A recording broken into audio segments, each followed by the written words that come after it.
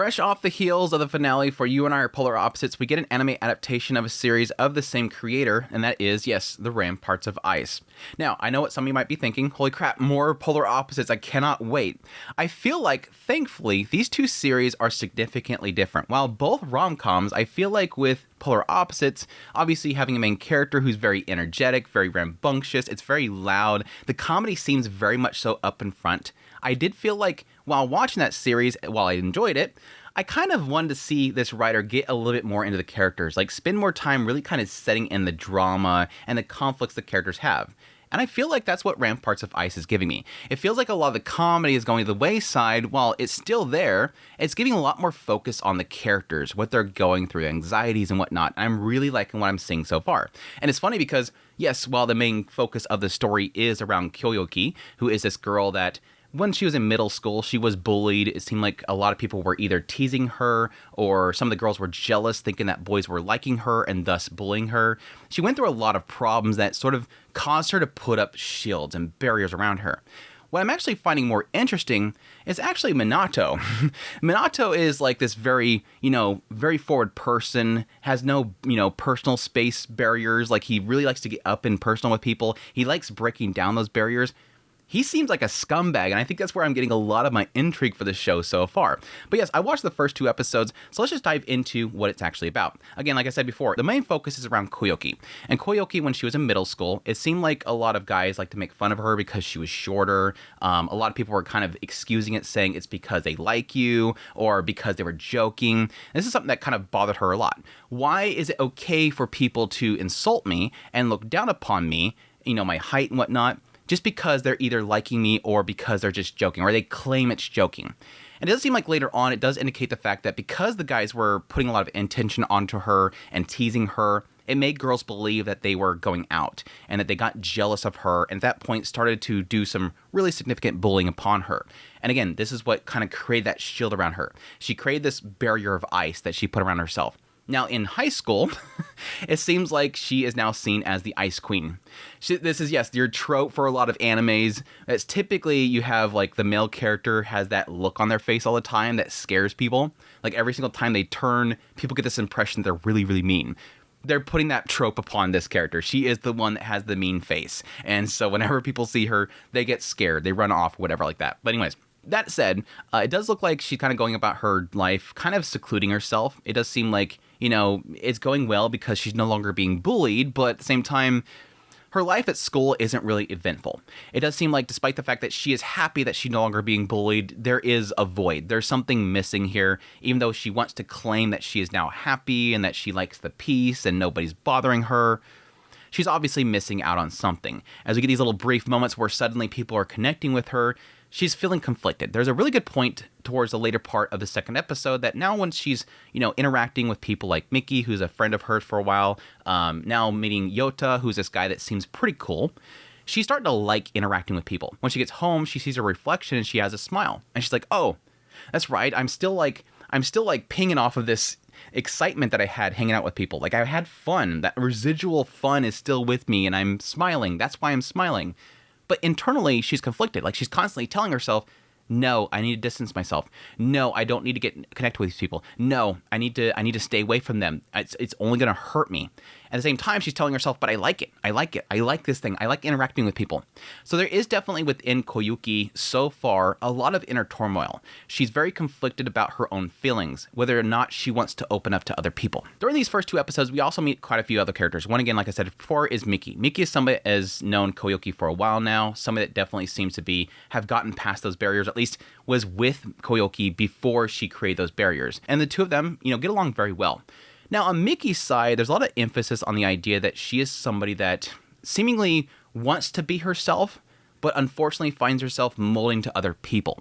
So, yes, when she's at school and high school, now whenever she's around people, they kind of gravitate to her as kind of a saint. Like, oh my gosh, it's Mickey, the perfect, beautiful girl. And thus she starts to act that way, even though she wants to be, like Koyuki knows her as, being a silly goofball.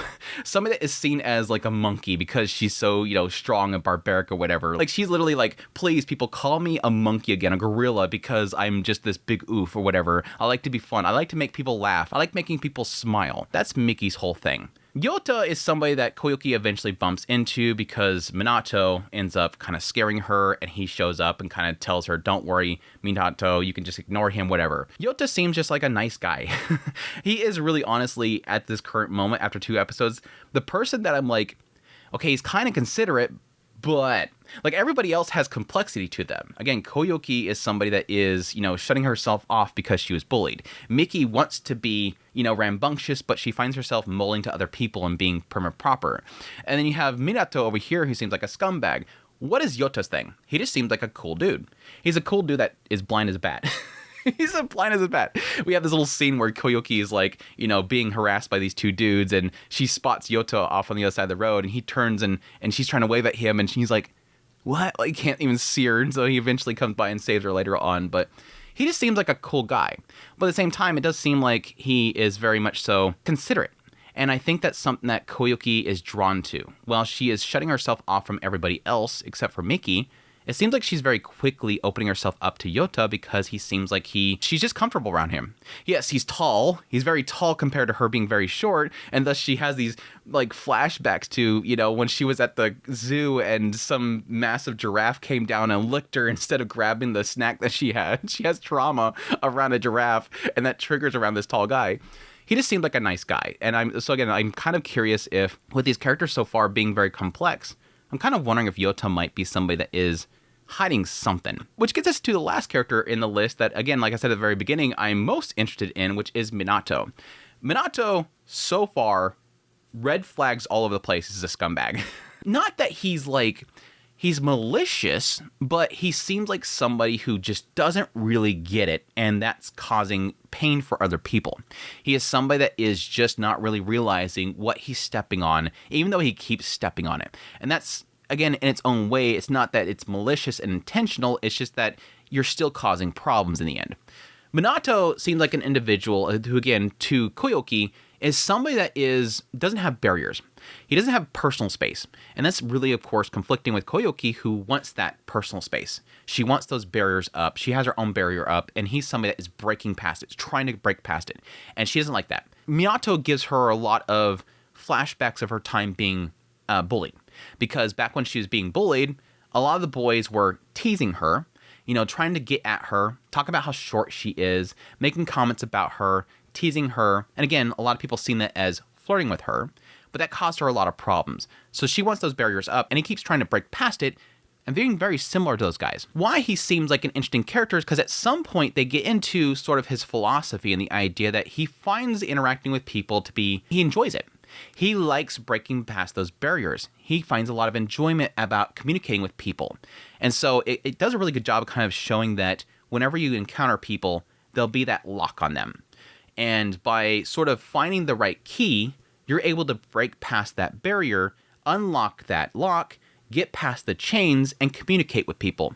And so a lot of people like communicating with Minato because he finds that key. He finds what people want to hear, unlocks that lock, and gets in there to communicate with them. And a lot of people like him because of that. They thank him because he's able to find past that problem they have, break past those anxieties and whatnot.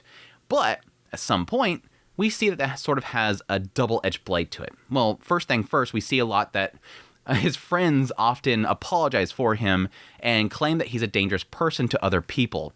So you have situations where he'll, glance a flirting look at a girl, and suddenly his friends basically say, be careful with him. You don't want to get involved with him. They imply the fact that he's had a lot of girlfriends, yada, yada, yada. Every single time Koyuki bumps into him, somebody else has to apologize for him.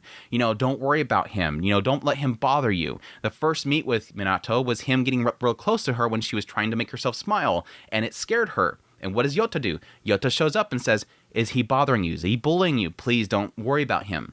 Everybody's trying to apologize for Minato. Why? Well, we see at some point he gets a call from his girlfriend and he goes out to meet her and she wants to break up with him. Why? Because it seems like he doesn't have feelings for her. It seems like they're in a relationship. It seems like they have a connection, but it doesn't seem like she feels like he's even connecting to her. So it does feel like while he has the right words, while it seems like he's somebody that you'd want to go out with, he seems charming. He says the right things. He's such a smooth guy, but there's nothing beyond that. She's basically laying it out. There's nothing there. There's no feelings there. You have no self beyond that. And that's where I'm thinking Minato as a character could be very interesting. So far with his relationship with Koyuki, our main character, it seems like he's taken an interest in her because he can't get past that lock. To the whole beginning statement there in his philosophy is he likes to break that barrier. And I think what, again, this can turn into an interesting story is that moment where he keeps trying to break past that barrier and she doesn't want him past it, and eventually gets frustrated by it and tries to get a little bit more forceful, and what comes from that point on. Or is Koyuki the first example where we'll find out that just getting past that lock isn't enough? Again, with that girlfriend, it was showing that Minato doesn't have much beyond that. And yeah, it does kind of show that again with one of his friends that he's hanging out with. Minato's at a restaurant, and as he's sitting there and he's explaining to the viewer about his philosophy about breaking past those barriers, at some point his friend says, "Hey, are you listening?" And Minato's like, "Yeah, sure I am." He's not. It seems like he's somebody, again, that just takes sport and getting to know people and making connections, but there's not much to him after that. He's very good at approaching, but never making true connections. I think there is sort of a feel of an emptiness that comes with that. This is something that I think, if they do it properly, could be a really good story bit. Again, we have so far 4 individuals that all seem to be connecting to people in different ways. Whether, again, it's Koyuki, who has barriers up, that is afraid of making connections. It's Miki, who's somebody that is making connections and molding to other people despite having her own desires to be her own self. You have Yota, who seems to be very kind and considerate, which, again, could open the door to there being something that he's hiding that nobody's seeing.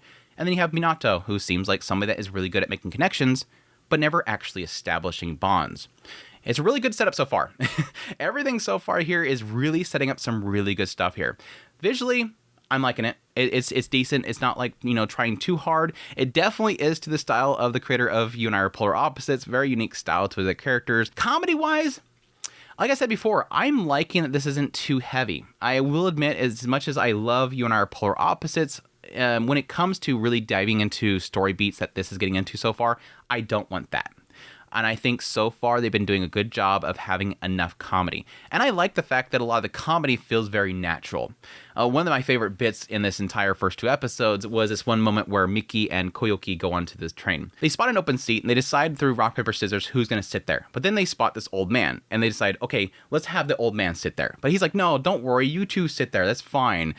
And Miki decides to tell a lie to convince him to sit down, that they're going to get off at the next station anyways, which pretty much leads them to have to fulfill what they just lied about there and leave the train and rush down like a couple cabs to get back in the train again. It's like, why did you have to tell a lie? You could have just told him to sit there because you don't want to sit down or something like that. It was a funny little bit there. Again, it's not going out of its way. It's not loud, obnoxious. It's just kind of naturally happening comedy. And I really like that kind of stuff. And it really like I said before, it really fits this kind of style and feel of this type of show. So anyways, that's a long yap fest for me to say. I'm really, really liking this show so far. And I'm looking forward to seeing where it goes from here. Again, I'm most intrigued by specifically Minato and seeing how he kind of navigates his seemingly feelings for Koyuki, and seeing what ends up coming from that. It seems like he's being very forward in trying to get involved with Koyuki, despite the fact that it feels like she is very uncomfortable with him. And I think that can open the door to something very, very interesting. I think one of the best prime examples of that kind of uncomfortableness is the whole scene at the nursery office, where Koyuki is there, Minato opens the door, and it seems like Koyuki is very uncomfortable with him, even though it seems like he wants to talk to her. And at some point, Yota shows up from behind Minato, and suddenly Koyuki just attaches to him. Like suddenly the comfort is established, and suddenly she's just talking straight to Yota behind Minato and completely ignoring Minato. Again, it's that comfort. She has comfort with Yota. Doesn't have that with Minato. He's managed to get past that barrier, despite the fact that Minato is always good at, breaking past those barriers. I'm getting back into it again. Yap. I am really liking this show. I'm looking forward to more. I hope you guys check it out. But I hope you guys enjoyed this video. As always, if you did, hit the like button down below. If you like this content and want to support the channel more, become a member. Till next time, y'all take care.